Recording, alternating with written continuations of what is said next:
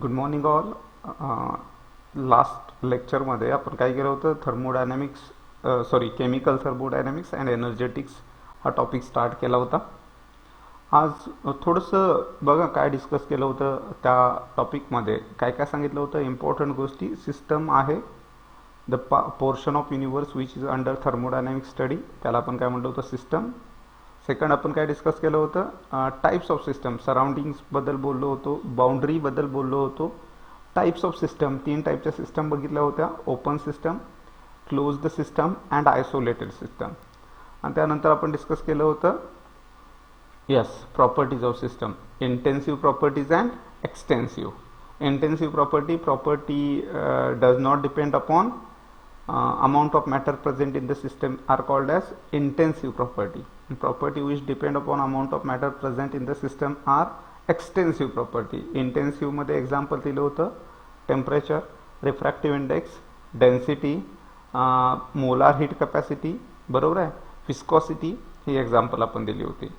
आणि एक्सटेन्सिव्ह मध्ये आपण एक्झाम्पल दिली होती mass, volume, energy, entropy, internal energy, बरोबर आहे. ही सगळी एक्झाम्पल होती. हीट ऑफ रिॲक्शन, ही सगळी एक्झाम्पल होती एक्सटेन्सिव्ह प्रॉपर्टीची. आज आपण पुढे जातोय. आपण आज काय डिस्कस करणार आहे, स्टेट ऑफ द सिस्टम. तुम्हाला मी सांगितलं system, what is system? It is a part of universe which is under thermodynamic study. जर आपण केमिस्ट असू, केमिकल लॅबमध्ये काम करत असू, कारण आपण हे जे काय डिस्कस करणार आहे ते केमिस्ट्रीशी रिलेटेड पार्ट डिस्कस करणार आहे. सो सिस्टम आपल्यासाठी बीकरमध्ये असलेलं रिॲक्टिंग मिक्सचर असू शकतं, बरोबर आहे, ज्याचा आपण स्टडी करायला. आता एखाद्या सिस्टमला डिस्क्राईब करायचं झालं, म्हणजे सिस्टम कुठल्या स्टेटमध्ये आहे त्याला डिस्क्राईब करायचं झालं, तर ते डिस्क्राईब करण्यासाठी आपल्याला सिस्टमच्या प्रॉपर्टीज माहिती पाहिजेत. म्हणजे ग्लासमध्ये वॉटर ठेवलं आहे, ओके, ते ड्रिंक करण्यासाठी योग्य आहे नाही आहे हे ठरवण्यासाठी आपल्याला त्याचं टेम्परेचर माहिती पाहिजे. जर टेम्परेचर मी सांगितलं 100 डिग्री सेल्सिअस, तर आपण डायरेक्टली ते पिऊ शकतोय का? नाही, ते थंड होण्यासाठी वेट करायला लागेल, बरोबर आहे. याचा अर्थ सिस्टमला जर डिस्क्राईब करायचं झालं, सिस्टम कुठल्या स्टेटमध्ये आहे, कुठल्या अवस्थेमध्ये आहे, तर आपल्याला माहिती पाहिजे त्याचं टेम्परेचर, आपल्याला माहिती पाहिजे त्याचा व्हॉल्यूम, आपल्याला माहिती पाहिजे त्याचं प्रेशर, सिस्टम गॅसियस असेल तर आपल्याला माहिती पाहिजे कॉन्सन्ट्रेशन, बरोबर आहे. ह्या गोष्टी जर माहिती असतील आणि याचा सेट, सगळ्या व्हॅल्यूचा सेट जर आपल्याला माहिती असेल, तर आपण सिस्टमला डिस्क्राईब करू शकतोय. जर आपल्याला माहिती असेल टेम्परेचर 100 डिग्री सेल्सिअस आहे, तर तुम्हाला माहिती आहे तिथं सिस्टममध्ये वॉटर असेल तर वॉटर बॉईल होत असणार आहे, बरोबर आहे. जर मी सांगितलं दिलेलं सिस्टममध्ये ॲसिड आहे आणि त्याचं कॉन्सन्ट्रेशन 18 मोलार आहे, तर ते ॲसिड कॉन्सन्ट्रेटेड असणार आहे. याचा अर्थ सिस्टमला डिस्क्राईब करायचं झालं तर सिस्टमच्या प्रॉपर्टीच्या व्हॅल्यू माहिती पाहिजेत. कुठल्या कुठल्या प्रॉपर्टीच्या व्हॅल्यू माहिती पाहिजेत? Temperature, concentration, volume and pressure. या व्हॅल्यूंचा जर सेट तयार केला, म्हणजे एक संच तयार केला, तर जो सेट आहे त्या सेटलाच आपण म्हणतोय state of the system. That set is known as state of the system. त्यामुळे स्टेट ऑफ सिस्टम कशी डिफाईन करतोय आपण? The state of the system is defined as set of 4 conditions, set of 4 properties, set of 4 variables. आणि ते variable कुठले कुठले आहेत? Temperature, pressure, volume and concentration. Temperature is there. Temperature important property आहे, आपल्याला माहिती पाहिजे त्याची value. Pressure, volume and concentration. So these are properties. If the known values of these properties are there, then we'll have one set, and that set will describe all properties of the system, and that set is known as state of the system. That set is known as state of the system. म्हणजे टेम्परेचरची value माहिती आहे, त्याची value लिहिली आहे, प्रेशरची value लिहिली आहे, व्हॉल्यूमची value लिहिली आहे, कॉन्सन्ट्रेशनची व्हॅल्यू लिहिली आहे. आता एक सेट तयार झाला, तो सेट सिस्टमला डिस्क्राईब करू शकतोय, सिस्टमला डिस्क्राईब करू शकतोय, आणि तो सेट जो आहे त्या सेटलाच आपण म्हणतोय स्टेट ऑफ द सिस्टम. तो सेट जो तयार होईल या व्हॅल्यूजचा, त्या सेटला काय म्हणायचं? State of the system. Okay. Now state functions. सिस्टमच्या काही प्रॉपर्टीज आहेत, जसं वरती लिहिलं आहे, टेम्परेचर आहे, प्रेशर आहे, व्हॉल्यूम आहे, कॉन्सन्ट्रेशन आहे. यातल्या काही प्रॉपर्टी ज्या आहेत, यातल्या सगळ्याच प्रॉपर्टीज सिस्टमच्या करंट स्टेटवर डिपेंड करतात. सिस्टमच्या करंट स्टेटवर डिपेंड करतात. ओके, फॉर एक्झाम्पल मी सांगितलं सिस्टममध्ये वॉटर आहे आणि वॉटर बॉईल होत आहे. बॉइलिंग ही सिस्टमची स्टेट आहे. बॉइलिंग म्हणजे सिस्टममध्ये जे वॉटर आहे ते बॉईल व्हायला लागलंय, ही स्टेट आहे, एक अवस्था आहे. आणि मी तुम्हाला विचारलं त्या सिस्टममध्ये जे वॉटर आहे त्याचं टेम्परेचर काय असेल, तर तुम्ही पटकन सांगणार 100 डिग्री सेल्सिअस असणार आहे. आणि मी विचारलं त्या ग्लासमध्ये वॉटर जे आहे ते फ्रीज व्हायला लागलं आहे आणि आईस बनायला लागला आहे. आता आईस बनणं ही पण काय स्टेट आहे. आणि मी विचारलं तुम्हाला त्या सिस्टमचं टेम्परेचर काय असेल, तर तुम्ही पटकन सांगणार 0 डिग्री सेल्सिअस.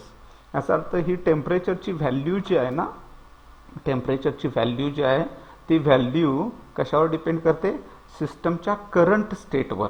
सिस्टम बॉईल व्हायला लागली आहे की फ्रीज व्हायला लागली आहे, कुठल्या स्टेटमध्ये सिस्टम आहे त्याच्यावर टेम्परेचरची व्हॅल्यू डिपेंड करते, ना की ते बॉईल होणारं वॉटर गॅसवर बॉईल व्हायला लागलंय की सोलारवर बॉईल व्हायला, म्हणजे कुठल्या पाथनं सिस्टम त्या स्टेटला पोहोचली आहे याच्यावर व्हॅल्यू डिपेंड करत नाही. तर ती व्हॅल्यू डिपेंड करते सिस्टमच्या करंट स्टेटवर. सिस्टम सध्या कुठल्या स्टेटमध्ये आहे त्याच्यावर डिपेंड करते. प्रेशर, मी म्हणलं वॉटर बॉईल होत आहे तर त्याचं व्हेपर प्रेशर किती असणार, 1 atm. किती असणार आहे, 1 atm. कारण बॉइलिंग पॉईंटला जे प्रेशर असते ते 1 atm असते. याचा अर्थ प्रेशरची व्हॅल्यू सुद्धा करंट स्टेटवर डिपेंड करते. मी सांगितलं सिस्टममध्ये जे वॉटर आहे ते अर्धा ग्लास आहे आणि ग्लासचं व्हॉल्यूम जर समजा 500 ml असेल तर आता ग्लासमध्ये पाणी किती आहे, तर तुम्ही सांगणार आहे हाफ आहे. याचा अर्थ 250 ml आहे. म्हणजे इथं सुद्धा व्हॉल्यूम सुद्धा कशावर डिपेंड करतोय, सिस्टमच्या करंट स्टेटवर. सिमिलरली कॉन्सन्ट्रेशन सुद्धा सिस्टमच्या करंट स्टेटवर डिपेंड करते. समजा मी 10 मोलार कॉन्सन्ट्रेशन घेतलं होतं आणि रिॲक्शन अर्धी संपली आहे, म्हणजे सिस्टमची स्टेट काय, हाफ डन. ओके, तर त्यावेळी काय होणार आहे, कॉन्सन्ट्रेशन 5 मोलार असेल. बरोबर आहे. याचा अर्थ कॉन्सन्ट्रेशन, व्हॉल्यूम, प्रेशर, टेम्परेचर ह्या सगळ्या प्रॉपर्टी ज्या आहेत हे यांना फंक्शन म्हणूया आपण. या सगळ्या प्रॉपर्टीना आपण काय म्हणूया, फंक्शन. यांच्या व्हॅल्यूज सिस्टमच्या करंट स्टेटवर डिपेंड करतात. Values of these properties depends on the current state of the system, depends on the current state of the system and not depend on the path followed to reach that state by the system, and not depend on the path followed by a system to reach that state. बरोबर आहे.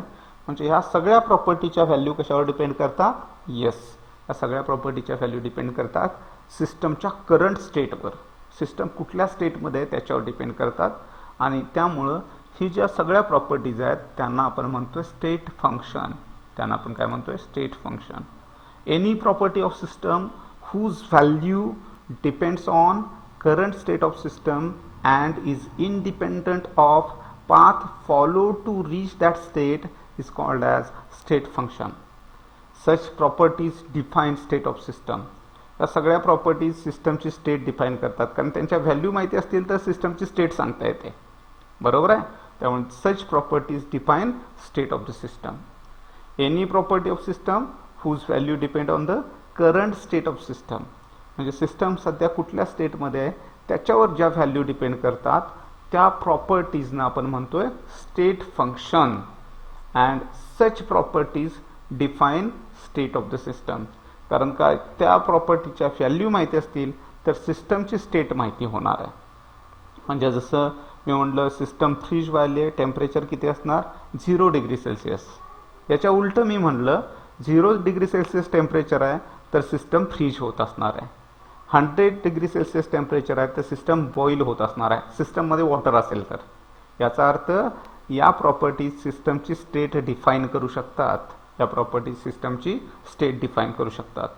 लक्षात येतंय state function काय आहे, ज्या प्रॉपर्टीच्या value सिस्टमच्या current स्टेटवर depend करतात त्या प्रॉपर्टीना आपण म्हणतोय स्टेट फंक्शन. आणि त्या व्हॅल्यू इंडिपेंडंट असतात पाथवर, इंडिपेंडंट असतात path followed to reach that state are called as state function. जर माझ्याकडे हा सेट आहे P1, V1, T1 आणि नंबर ऑफ मोल N1 आहेत समजू, ही स्टेट आहे. सिस्टम इनिशियल स्टेटमध्ये आहे जर या व्हॅल्यू बदलल्या आणि व्हॅल्यू बदलून P2 V2 T2 आणि N2 झाल्या तर व्हॅल्यू बदलल्या म्हणजे सिस्टमची स्टेट सुद्धा बदलेल, म्हणजे एका स्टेटमधून सिस्टम दुसऱ्या स्टेटमध्ये जाईल. इथं समजा टेम्परेचर होतं 0 डिग्री सेल्सिअस, सिस्टममध्ये आईस असेल तर तो काय असणार आहे, इथं वॉटर असेल तर त्याचं काय असणार, आईस बनणार, बरोबर. आणि तेच टेम्परेचर झालं 100 डिग्री सेल्सिअस, आता त्या सिस्टममधलं वॉटर बॉईल होणार आहे. याचा अर्थ सिस्टम एका स्टेटमधून दुसऱ्या स्टेटमध्ये जाईल. म्हणजे एका जरी स्टेट फंक्शनची व्हॅल्यू बदलली तर सिस्टमची स्टेट बदलते. इनिशियल स्टेटमधून सिस्टम फायनल स्टेटमध्ये जाते. स्टेट एका स्टेटमधून दुसऱ्या स्टेटमध्ये कन्व्हर्शन होते सिस्टमचं. लक्षात आलं. म्हणजे माझ्याकडे या व्हॅल्यू होत्या तेव्हा सिस्टम एका स्टेटमध्ये होत्या. आता मी सिस्टमला हीट प्रोव्हाइड केली त्यामुळे यातल्या व्हॅल्यू चेंज झाल्या, सिस्टम सेकंड स्टेपमध्ये जाईल. याला जर तुम्ही इनिशियल स्टेट म्हणत असाल तर याला तुम्ही म्हणाल फायनल स्टेट. आणि हा स्टेटमध्ये झालेला चेंज आहे. आणि स्टेटमध्ये कधी चेंज होतोय, जर व्हेरिएबलमध्ये चेंज झाला, म्हणजे प्रेशर, व्हॉल्यूम, टेम्परेचर याच्यामध्ये चेंज झाला तर सिस्टम चेंज होते एका स्टेटमधून दुसऱ्या स्टेटमध्ये. लक्षात येतंय. मी स्टेट ऑफ द सिस्टम म्हणजे काय सांगितलं, या प्रॉपर्टीच्या व्हॅल्यूचा जो सेट तयार होतोय इथं झालाय, हा इथं दाखवलाय ना मी, तो जो सेट आहे त्याला स्टेट ऑफ सिस्टम म्हणतोय. स्टेट फंक्शन ज्या प्रॉपर्टीची व्हॅल्यू सिस्टमच्या करंट स्टेटवर डिपेंड करते त्यांना आपण म्हटलं स्टेट फंक्शन. जर यांची व्हॅल्यू चेंज झाली तर सिस्टमची स्टेट सुद्धा चेंज होते. म्हणजे या व्हॅल्यू सिस्टमची स्टेट डिफाईन करतात. त्यांची व्हॅल्यू चेंज झाली की सिस्टमची स्टेट चेंज होते. हे लक्षात आलं असेल. I hope it is very simple. Path function, काही फंक्शन्स आहेत ज्यांच्या व्हॅल्यू पाथवर डिपेंड करतात. Example work done. तुम्हाला माहिती आहे वर्क डन कसं असणार आहे, फोर्स इंटू डिस्प्लेसमेंट. जर डिस्प्लेसमेंट जास्त झालं तर वर्क जास्त असणार आहे, डिस्प्लेसमेंट कमी झालं तर वर्क कमी असणार आहे. याचा अर्थ पाथवर डिपेंड करतोय काही प्रॉपर्टी आणि त्या प्रॉपर्टीजना आपण म्हणतोय पाथ फंक्शन. जसं वर्क आहे, हीट आहे, ही पाथ फंक्शन आहेत कारण त्यांच्या व्हॅल्यू डिपेंड करतात यस पाथवर. सिस्टम त्या स्टेटमध्ये कशी आली आहे, सिस्टम त्या स्टेटमध्ये कशी आली आहे याच्यावर डिपेंड करतात. लक्षात आलं. तर the property of system whose value depends upon path followed by system. बरोबर आहे, पाथ फॉलोड बाय सिस्टम. तुम्ही माहिती आहे, तुम्ही एका स्टेटमधून दुसऱ्या स्टेटमध्ये जाणार आहे, तुम्ही सरळ निघून गेला असाल डिस्प्लेसमेंट कमी होईल. तुम्ही थोडंसं वेड्याव्याकडे पाथनं आला असाल म्हणजे वळून आला असाल तर डिस्प्लेसमेंट वेगळी, व्हॅल्यू वेगळी असणार आहे आणि त्यामुळे वर्क डनची व्हॅल्यू बदलणार. ओके. हीट बद्दल पण बोलू शकतोय आपण, पण पुढे आपण डिस्कस करणार आहे.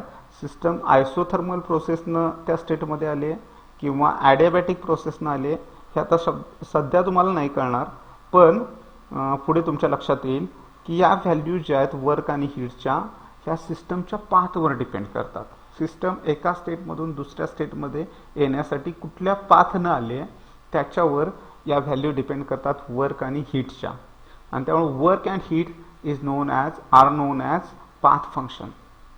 लक्षात ठेवा, pressure, volume, temperature, concentration are state functions. Work, heat are path function. Path function depends upon path followed by system. म्हणजे सिस्टम एका स्टेटमधून दुसऱ्या स्टेटमध्ये कोणत्या पाथनं आले त्याच्यावर या व्हॅल्यूज डिपेंड करतात आणि त्यामुळे या प्रॉपर्टीजना वर्क अँड हीट या प्रॉपर्टीजना आपण म्हणतोय path function. The property of the system whose value depends upon path followed by system to reach particular state is known as yes path function. म्हणजे तुम्ही इचलकरंजी मध्ये आहात आणि जयसिंगपूरला पोहोचताय. ओके. तर इथून तिथपर्यंत पोहोचण्यासाठीचं जे वर्क आहे ते कशावर डिपेंड करतंय, तुम्ही कुठल्या पाथनं केलाय. म्हणजे तुम्ही सरळ चालत निघून गेलाय म्हणजे मेन रोडनं आणि मेन रोडनं निघून गेलाय आणि जयसिंगपूरला पोहोचलाय, वर्क डन वेगळा असणार. आणि तेच तुम्ही मधल्या कुठल्या तरी रूटनं गेलात आणि त्यासाठी जो पाथ आहे तो वेगळा घेतलात तर वर्क डन वेगळा असणार आहे. वर्कची व्हॅल्यू डिपेंड करते पाथ फॉलोड बाय यू. वर्कची व्हॅल्यू डिपेंड करते पाथ फॉलोड बाय यू. लक्षात राहील, कुठल्या पाथनं तुम्ही तिथं पोहोचलाय त्याच्यावर डिपेंड करते वर्कची व्हॅल्यू. ठीक आहे. So work and heat are path function, हे तुम्ही लक्षात ठेवताय.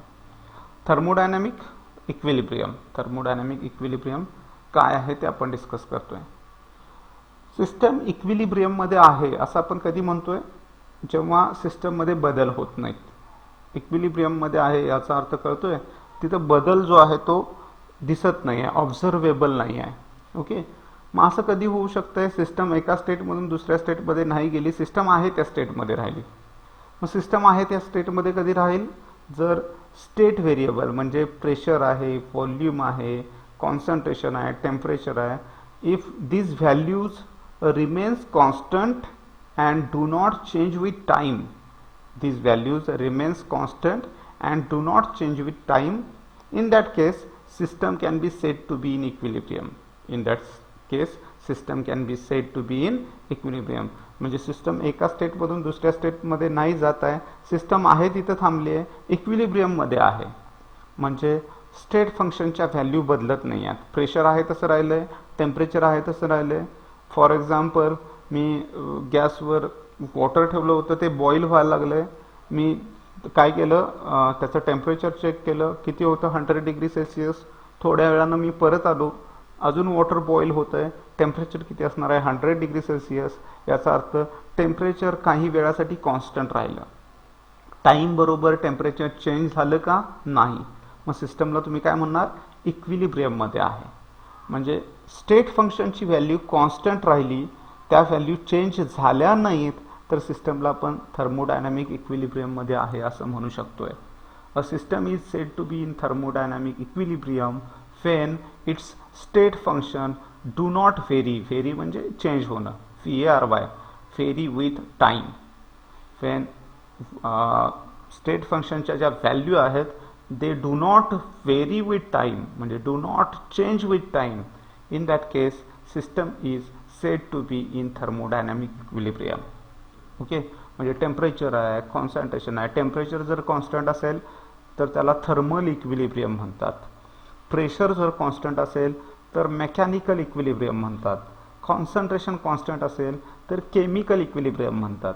म्हणजे सिस्टमची स्टेट फंक्शन बदलत नाही आहेत, त्या केसमध्ये सिस्टम थर्मोडायनॅमिक इक्विलिब्रियम मध्ये असते. स्टेट फंक्शनची व्हॅल्यू कॉन्स्टंट राहते, it does not change with time. In that case system can be said to be in equilibrium. System can be said to be in equilibrium. लक्षात आलं, तर सिस्टमला आपण म्हणतोय थर्मोडायनॅमिक इक्विलिब्रियम मध्ये आहे. असं कधी म्हणतोय, जेव्हा सिस्टमची जी स्टेट फंक्शन्स आहेत त्यांच्या व्हॅल्यूज चेंज होत नाहीत, टाइम बरोबर त्यांच्या व्हॅल्यूज कॉन्स्टंट राहतात. नेक्स्ट आपण डिस्कस करणार आहे प्रोसेस. प्रोसेस काय आहे, सिस्टम एका स्टेटमधून दुसऱ्या स्टेटमध्ये ट्रान्सफॉर्म झाली तर त्या ट्रान्सफॉर्मेशनला आपण प्रोसेस म्हणतोय. सिस्टम एका स्टेटमध्ये होती जिथं प्रेशर P1 होतं, व्हॉल्यूम V1 होता, टेम्परेचर T1 होतं आणि कॉन्सन्ट्रेशन C1 होतं. सिस्टम एका स्टेटमधून दुसऱ्या स्टेटमध्ये ट्रान्सफॉर्म झाली तर ते जे ट्रान्सफॉर्मेशन आहे, तो जो बदल आहे, त्या बदलाला काय म्हटलं जाते, प्रोसेस. म्हणजे transformation of system from one state to another state is known as process. Transition और transformation from one equilibrium state to another is called as process. त्या ट्रान्सफॉर्मेशनला आपण काय म्हणतोय, प्रोसेस म्हणतोय. When system is moved from one state to another state, system is changed from one state to another state, system is transition of system from one state to another state is called as process. Okay, म्हणजे system मध्ये जो बदल झालाय, एका state मधून दुसऱ्या state मध्ये जाते सिस्टम, तेव्हा तो जो बदल आहे त्या बदलाला आपण म्हणतोय प्रोसेस. लक्षात राहील, transition of system from one equilibrium state to another equilibrium state is called as a process. Okay, isothermal process. What is isothermal process? When system is transformed from one state to other state and during that transformation pressure is changed, volume is changed, concentration is changed, but temperature remained constant. त्या केसमध्ये temperature constant राहिले. त्या ट्रान्सफॉर्मेशनमध्ये त्या बदलाच्या दरम्यान काय झालं, temperature तेवढं कॉन्स्टंट राहिलं, बाकीच्या व्हॅल्यू चेंज झाल्या तरी चालतील. म्हणजे व्हायलाच पाहिजेत, कारण सिस्टम एका स्टेटमधून दुसऱ्या स्टेटमध्ये चालली आहे. याचा अर्थ काही स्टेट फंक्शन बदलले पण टेम्परेचर कॉन्स्टंट राहिलं, टेम्परेचर जे आहे ते कॉन्स्टंट राहिलं तर तो जो बदल आहे त्याला तुम्ही काय म्हणताय, isothermal process. The process in which temperature remains constant throughout transition, throughout transformation. एका स्टेटमधून दुसऱ्या स्टेटमध्ये जाताना सिस्टमचं टेम्परेचर कॉन्स्टंट राहिलं, बाकीच्या व्हॅल्यू बदलल्या, तर त्या केसमध्ये त्या प्रोसेसला, त्या बदलाला, त्या चेंजला आपण म्हणतोय isothermal process. It is a process in which temperature of system remains constant throughout transformation. म्हणजे जेव्हा बदल झाला तेव्हा सिस्टमचं टेम्परेचर कॉन्स्टंट राहिलं, तर त्या केसमध्ये जी प्रोसेस झाली आहे, जो बदल झाला आहे, त्याला काय म्हणायचं, आयसोथर्मल प्रोसेस. याचा अर्थ आयसोथर्मल प्रोसेसमध्ये डेल्टा टी म्हणजे चेंज इन टेम्परेचर 0 असेल. टेम्परेचर कॉन्स्टंट आहे म्हणजे टेम्परेचर मधला बदल 0 असणार आहे, आणि टेम्परेचर मधला बदल कशाने दाखवतात, डेल्टा टी ने दाखवला जातोय. So delta T is equal to 0 for isothermal process. काय बोललो मी, for isothermal process delta T is equal to 0. आणि जर टेम्परेचर बदललं नाही तर एक गोष्ट लक्षात ठेवा, इंटरनल एनर्जी पण बदलत नाही. कारण का, इंटरनल एनर्जी ज्याला आपण यू न इंडिकेट करतोय, internal energy is indicated by you, you न इंडिकेट करतोय, तर इंटरनल एनर्जी सुद्धा कॉन्स्टंट राहते. म्हणजे चेंज इन इंटरनल एनर्जी सुद्धा 0 असेल. लक्षात राहील, टेम्परेचर कॉन्स्टंट राहिलं तर इंटरनल एनर्जी कॉन्स्टंट राहते, त्यामुळे डेल्टा यू 0 असेल. डेल्टा टी जर 0 असेल तर डेल्टा यू पण 0 असते. तर मी पाथ फंक्शन बद्दल बोललो. ज्या फंक्शनची व्हॅल्यू पाथवर डिपेंड करते, path followed by system to reach that particular state is called as path function. जर व्हॅल्यू स्टेटवर डिपेंड करत असेल तर state function. thermodynamic equilibrium, system is said to be in thermodynamic equilibrium when its state function do not vary with time. Process transition from one equilibrium state to another equilibrium state is known as process. We have discussed first type of process, isothermal process, the process in which temperature remains constant throughout the transformation is called as isothermal process. Particularly for isothermal process, delta T is equal to 0 and delta U, that is internal energy, आपण discuss करणार आहे detail मध्ये. Internal energy change is also 0. कारण U आपण डिस्कसच केला नाही, पण हे लक्षात ठेवा, कारण आयसोथर्मल प्रोसेसची ही कॅरेक्टरिस्टिक आहे, याच्यावर क्वेश्चन बनू शकतोय. पुढे आपण डिस्कस करू इंटरनल एनर्जी काय आहे, पण आयसोथर्मल प्रोसेसमध्ये इंटरनल एनर्जी मधला चेंज 0 असतोय, हे इथं लक्षात ठेवा. आयसोबारिक प्रोसेस, तुम्हाला माहिती आहे, प्रेशर जे आहे ते बार या युनिटमध्ये मेजर केलं जातंय. आयसो म्हणजे कॉन्स्टंट, आयसो म्हणजे कॉन्स्टंट, आणि बार या युनिटमध्ये तुम्ही प्रेशर मेजर करताय. याचा अर्थ आयसोबारिक प्रोसेसमध्ये प्रेशर कॉन्स्टंट असते, बाकीच्या व्हॅल्यूज बदलू शकतात, टेम्परेचर बदलू शकतंय, व्हॉल्यूम चेंज होऊ शकतोय, कॉन्सन्ट्रेशन चेंज होऊ शकतोय, पण प्रेशर कॉन्स्टंट राहते. ज्या ट्रान्सफॉर्मेशनमध्ये, ज्या ट्रान्झिशनमध्ये प्रेशर कॉन्स्टंट राहते, त्या ट्रान्झिशनला आपण म्हणतोय आयसोबारिक प्रोसेस. याचा अर्थ isobaric process, in isobaric process the pressure remains constant during transformation. म्हणजे प्रेशर जे आहे ते कॉन्स्टंट राहील, प्रेशर बदलणार नाही आहे. डेल्टा पी ची व्हॅल्यू 0 असणार आहे. डेल्टा पी जो आहे त्याची व्हॅल्यू काय असणार आहे, 0 असणार आहे. डेफिनेशन नावातच आहे आयसोबारिक, आयसो म्हणजे कॉन्स्टंट, बारिक म्हणजे pressure. So during the transformation pressure remains constant. During the transformation pressure remains constant, delta P is equal to 0. This is the characteristic of isobaric process. In this process pressure remains constant during transformation. Okay, delta P is equal to 0. हे लक्षात ठेवायला लागेल तुम्हाला. आयसोबारिक प्रोसेसमध्ये pressure constant राहते. For example, मी जर एखादी reaction open कंटेनरमध्ये कॅरी करालोय, ओपन कंटेनर आहे, तुम्हाला माहिती आहे ॲटमॉस्फेरिक प्रेशर काय असणार, 1 atm. रिॲक्शनच्या सुरुवातीला 1 atm, रिॲक्शन संपल्यानंतर 1 atm. कारण का ओपन कंटेनरमध्ये रिॲक्शन आहे, तर त्याच्यावर असलेलं प्रेशर जे असणार ते काय असणार, ॲटमॉस्फेरिक. याचा अर्थ रिॲक्शनच्या सुरुवातीपासून शेवटपर्यंत एक्सटर्नल प्रेशर 1 atmच राहील. याचा अर्थ प्रेशर काय राहिलं, कॉन्स्टंट राहिलं, आणि त्यामुळं ओपन कंटेनरमध्ये तुम्ही रिॲक्शन कॅरी आउट करताय तेव्हा ती रिॲक्शन आयसोबारिक असते. तेव्हा ती रिॲक्शन काय असणार आहे, आयसोबारिक असणार आहे. लक्षात आलं. तर process in which pressure remains constant during transformation is called as isobaric process. Isochoric process. Core म्हणजे व्हॉल्यूम, आयसोकोरिक म्हणजे व्हॉल्यूम कॉन्स्टंट राहणार आहे. काय कॉन्स्टंट राहणार आहे, व्हॉल्यूम कॉन्स्टंट राहणार आहे. तर त्या केसमध्ये त्या प्रोसेसला आयसोकोरिक म्हणायचं. The process in which volume remains constant, आणि व्हॉल्यूमला आपण व्ही हा सिम्बॉल यूज करतोय, म्हणजे डेल्टा व्ही झिरो असणार आहे, डेल्टा व्ही झिरो असणार आहे. तर त्या केसमध्ये प्रोसेसला म्हणतोय आपण isochoric process. It is a process during which volume of the system remains constant.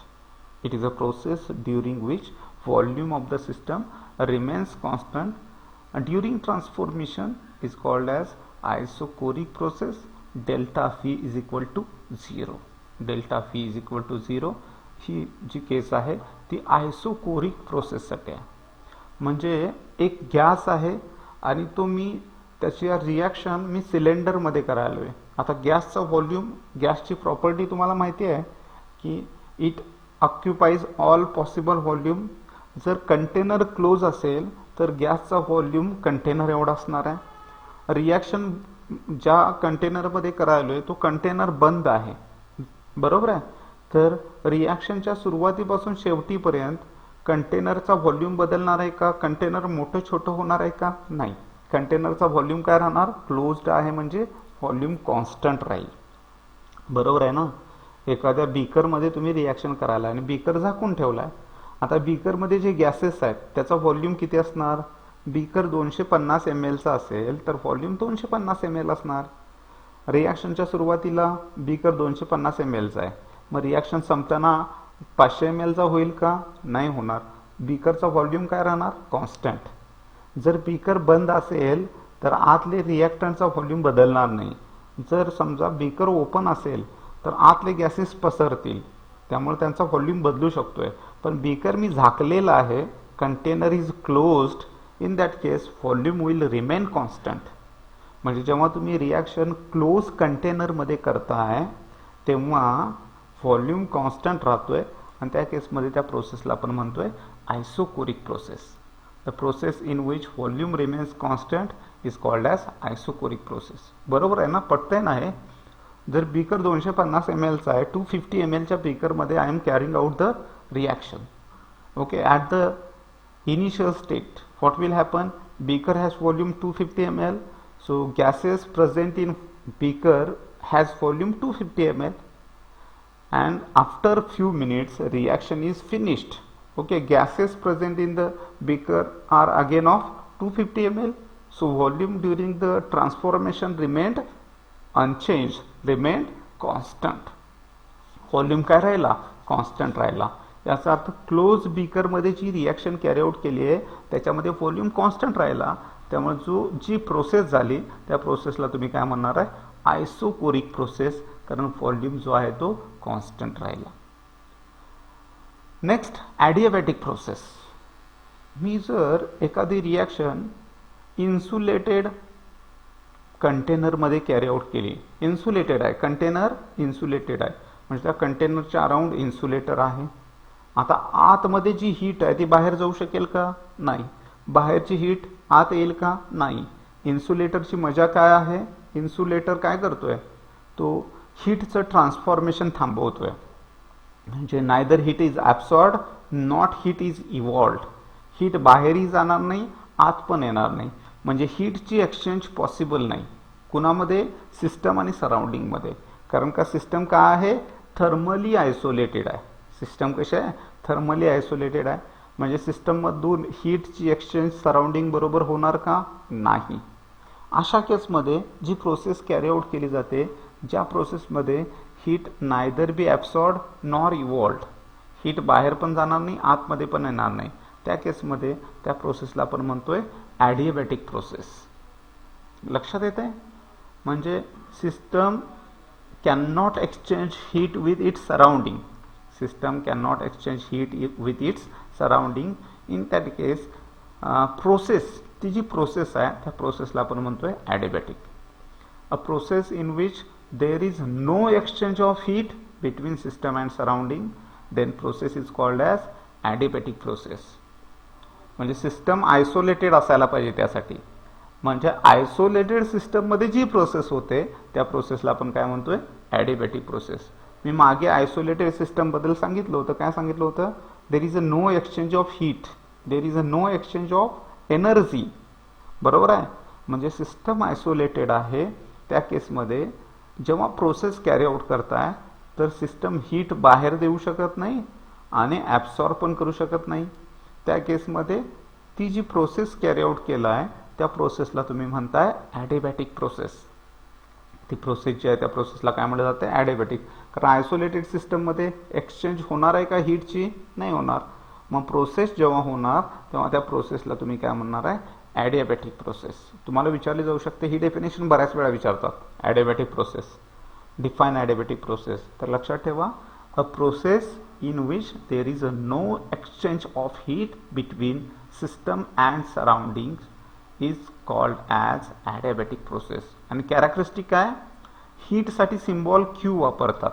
Heat साठी सिम्बॉल काय वापरतात, Q. डेल्टा Q नव्हे, नुसता Q. आता हीट जर ॲब्सॉर्ब केली तर व्हॅल्यू प्लस असते. हीट जर ॲब्सॉर्ब केली तर व्हॅल्यू प्लस असते. साइन कन्व्हेन्शन आहे हीटचं. पॉझिटिव्हचा अर्थ आहे हीट ॲब्सॉर्ब झाली आहे आणि मायनस म्हणजे -30 जूल असं असेल तर तेवढी हीट बाहेर पडली, आणि +30 जूल, कारण हीट जूलमध्ये किंवा कॅलरीमध्ये मोजतोय आपण. जर जी व्हॅल्यू आहे त्याला प्लस साईन असेल तर हीट ॲब्सॉर्ब झाली आहे, मायनस साईन असेल तर हीट इव्हॉल्व झाली आहे. पण इथं हीट एक्सचेंजेस होत नाही, याचा अर्थ क्यूची व्हॅल्यू 0 येणार. क्यूची व्हॅल्यू काय येणार, 0. क्यूची व्हॅल्यू 0 येते याचा अर्थ there is no heat evolve or absorb, there is no exchange of heat. त्या केसमध्ये प्रोसेसला तुम्ही काय म्हणणार आहे, ॲडिबॅटिक प्रोसेस. तर in adiabatic process there is no exchange of heat between system and surrounding. In that case process is called as adiabatic process. याच्यामध्ये 2 process important आहेत ज्यांच्या डेफिनेशन रिपीटेडली विचारले जातात. एक आहे आयसोथर्मल आणि दुसरी आहे ॲडिबॅटिक. या दोन्ही प्रोसेस तुम्ही नीट डेफिनेशन ज्या आहेत त्या पाठ करून ठेवताय. Okay. Okay, we'll stop over here for today. We'll discuss next things in tomorrow's lecture. Okay, thank you.